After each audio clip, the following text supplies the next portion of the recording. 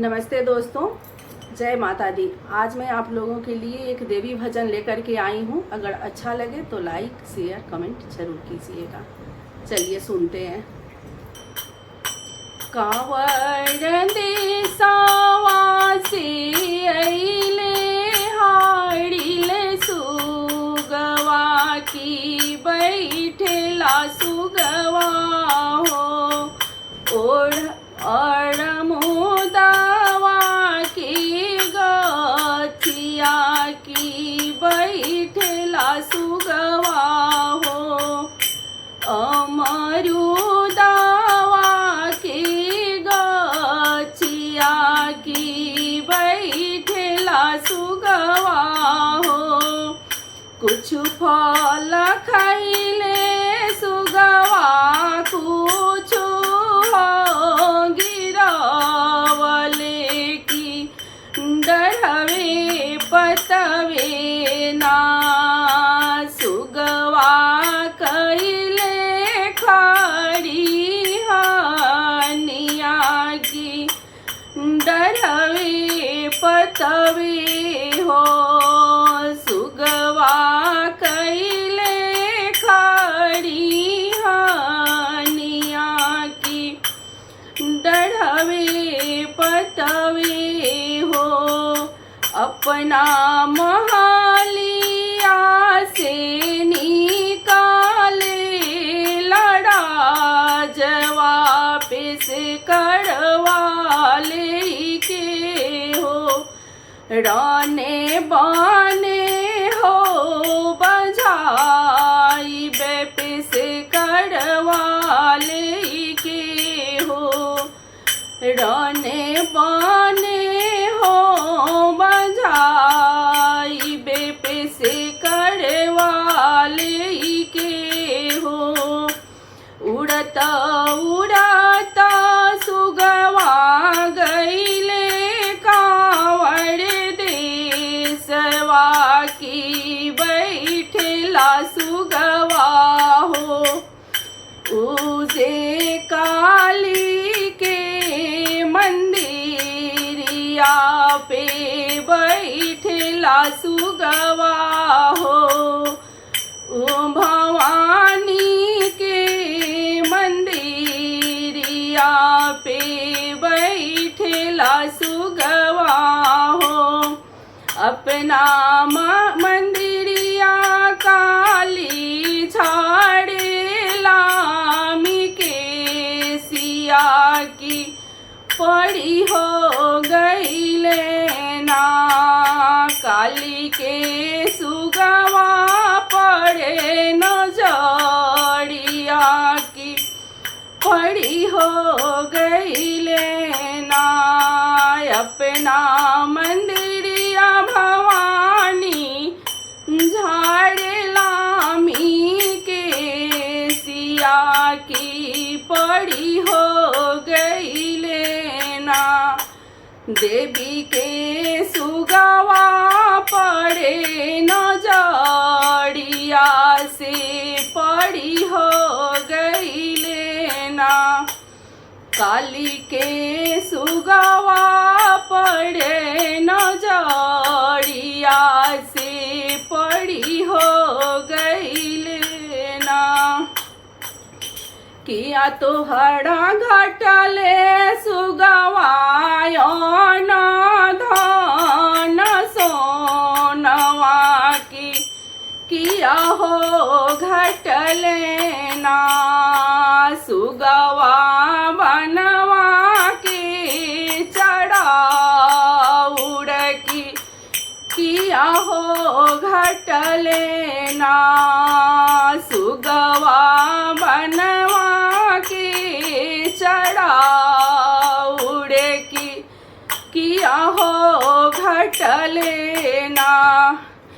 नहीं मोड़ा घटले कालिया धन सोनवा से नहीं हो घटले ना काली बनवा के चढ़ाउड़ से नहीं हो घट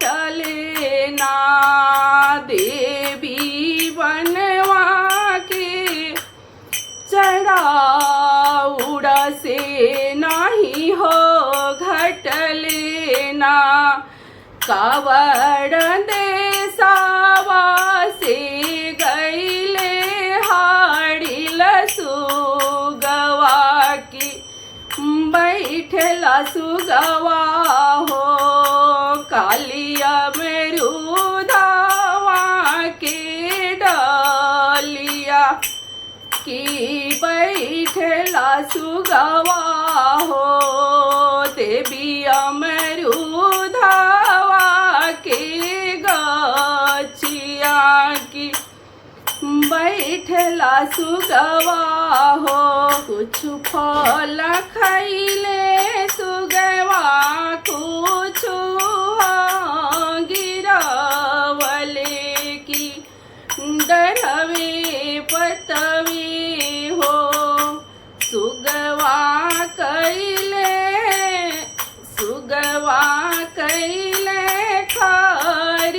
खरिहानिया की डरवे पतवे हो सुगवा कैले खरिहानिया की डरवे अपना महालिया से निकाले लड़ा जवा पेश कड़वा ले के हो राने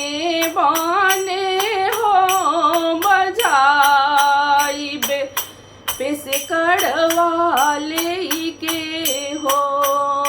राने बाने हो बजाइबे पेश कर अतना बचाना काली सुना हूँ न पावली की चली हो भैली ना काली रजवा के हवेलिया से चली हो भैली ना कमर में कसली काली रकम कमर में कसली काली कमर कटरिया हो की चली हो भैली ना काली रजवा के हवेलिया से चली हो भैली ना काली रजवा के महलिया से चली हो भैली ना बनवा के सुगवा रजवाड़ोने बने बजाई हा देवघड़वा के सुगवा हो रजवा छुआ हूँ जानी पाई हो देवघड़वा के सुगवा हो बनवा के सुगवा रजवारोने बने बजाई हो देवघड़वा के सुगवा हो रजवा छुआ हूँ जानी पाई हो देवघड़वा के सुगवा हो अचराल बीना वेली राजावा के माइया की अम्ब की रबेरिया हो माता बेटा हमरो बकसी की अम्ब की रबेरिया हो अचराल बीना वेली राजावा के तीरिया की अम्ब की रबेरिया हो माता सिंदूरा हमरो बकसी की अम्ब की रबेरिया हो माता सिंदूरा हमरो बकसी की अम्ब की रबेरिया हो पैया जे पड़ी रोवस राजावा के बहिनी